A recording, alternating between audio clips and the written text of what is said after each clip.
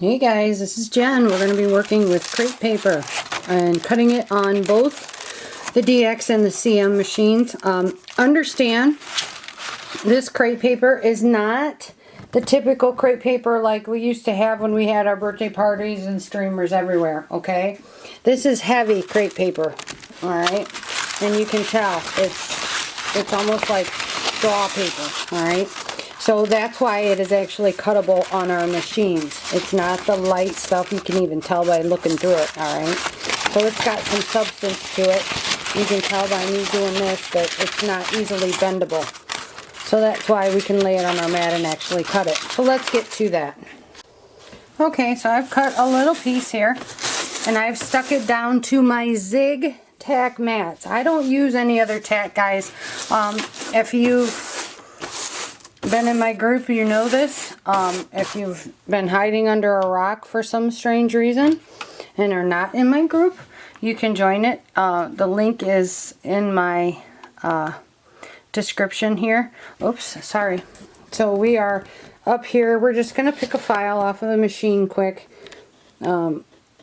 Because with the DX, it's pretty simple. The blade is going to adjust itself. So we're going to work with the pressures. Let's see. What'll be a pretty kind of flower? Let's try this one because it's got that inside cut. So I want something to be a little difficult for this machine. I'm going to pull it away from the edge just a little bit. Okay, anything that tends to be a little bit more on the delicate side, I just like to have it away from the edges. Because what that does is that allows that blade to actually go into the media a little bit before it starts cutting, so it's less likely to pull it away. Select, cut. Our cut pressure is at a -6. I'm going to take that down to a -7. Because I don't want the file to be carved out of my mat. And the DX is famous for that. So let's hit start. And let's just keep a close eye on this. My speed is a 1. Oh, I see it trying to pull already. So I'm going to keep my hand up here on the pause button. Oops, I hit it accidentally. Ooh, see, it does. It's got puckering.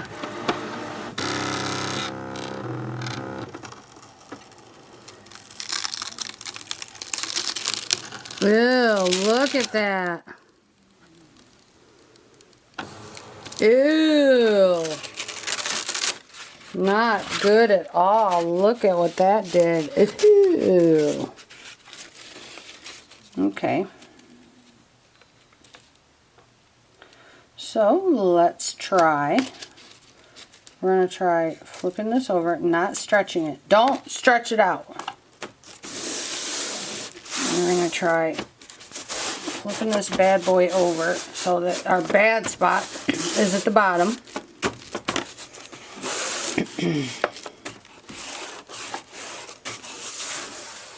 And I need to go flip my blade. Alright, I just changed the blade out. I did go ahead and make the file smaller so that it would actually fit up here.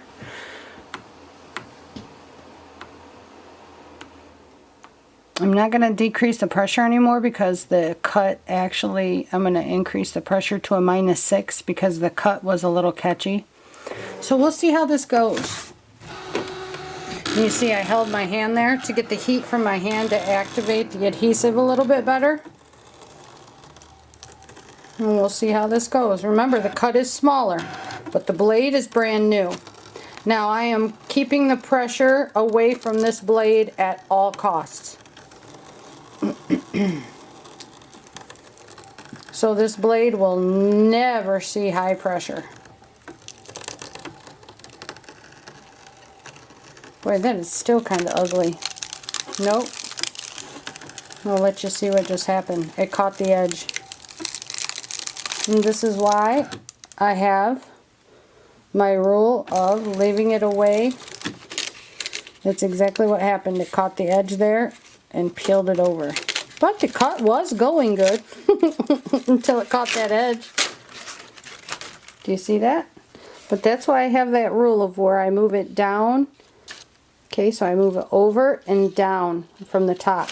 Okay, so if this is setting in the machine on the mat, I make sure I move it down and over so this does not happen. Anytime it gets close to the edge, and if you have a really finicky piece of media like this, this is what I call finicky. It's kind of iffy. It doesn't really want to stick, but it will. Okay, but if given the chance, it does want to pop off. Okay, when you have something like that, do not put your file up in the corner or right towards the edge. Try to place it as much in the middle as you can, okay, or as far away from the edge as you can, because this is exactly what will happen. No, Poobie, nobody cares what you have to say right now, okay? All right? Okay, and thank goodness this is the ugly yellow.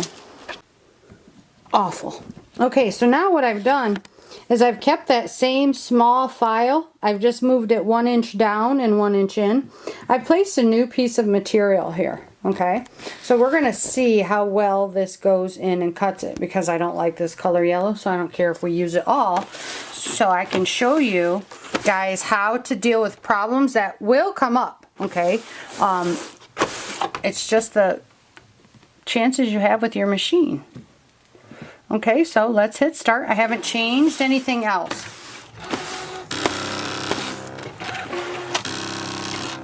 Hear that click in there? That's that wonderful black little button that does that all the time.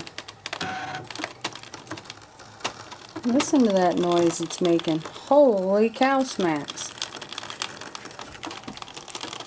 What is that awful noise? Good God, Gertie.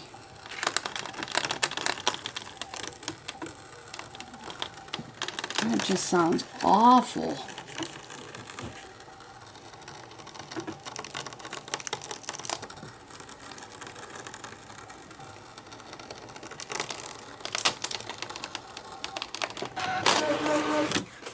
It just sounds like everything was exploding inside my machine. Okay. Now let's take a look here.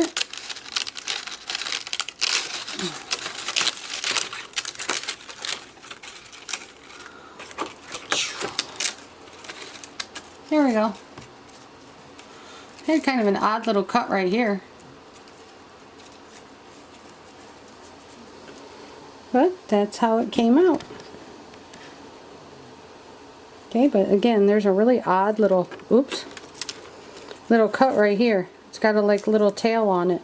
I'm not sure why it did that. And then you heard the awful sounds this machine was making as it cut. It sounded like it had sticks inside of there. Ooh, too much for me. But that's how it will work when you have a sharp blade, okay? When your file is down and in, away from there, it's not going to pull it up or pull it down, okay? So this, how this is placed, how the file was placed, is exactly how your file should be placed when you have any media that, like I said, is kind of jumpy. It wants to jump up, it doesn't want to stay laid down. Okay, and then that blade, you've seen what happened that first time. And I have been questioning my blade because to me it looks like that very tip is chipped. When you look across it, the mirrored aspect of it wasn't a complete point. It looked like just the tip had been taken off. Yeah, it is working for regular cuts that I might have, but in detailed things or in finer, intricate work with difficult media, that's when you will notice it. So when I put this down, I was like, oh, I'm going to be able to tell with this cut. Sure enough, as soon as I started in, I got this thing. Okay? Worse than a t-shirt in a street fight. Okay? So I just replaced the blade and we got ourselves a good cut. Okay? Alright, so now let's move on to the CM machine. Okay, so here we are over at the machine, and we have relatively the same file, that same flower. I'm inspecting my blade, and this one is right as rain, always is. You don't have to worry about auto anything. Okay, so I'm going to do a guesstimate blade depth set of about there. And my speed is a 1. My pressure, I've decreased it to a -4. Cut, start. And I'm going to hold my finger here just in case my blade depth is too deep. And how I'll be able to tell that is if it really starts chewing into it.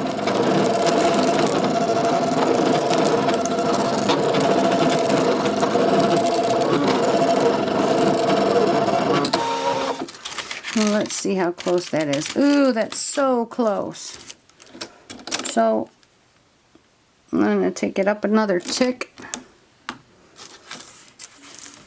Yeah, I should have moved it over a little bit because you see when it gets to this edge, did you see how funky it was getting? It's like, ooh, it just wanted to jump right off of there.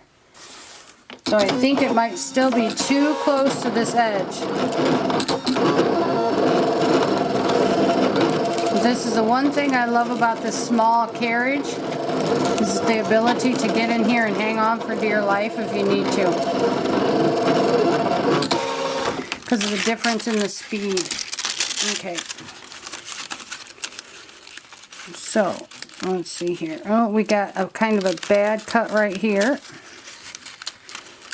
And everything else is okay. So the bad cut came in because I had it close to the edge. So we're going to move this and we're going to try this again. So we're going to leave everything set like it was. Same pressure, all that. I'm going to unload my mat just so I can give it a press down over here. Since I was monkeying with it.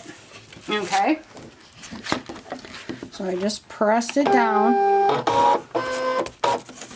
And again, this is a zig-tack mat, nothing more. I'll get rid of this crap before it gets ripped up. Okay, so now let's move our file. We'll move it down towards the middle, like in this area, okay? That, to me, looks better. Okay, so now, where's my 6 and 6 is right here. Okay, so let's go with that. And let's...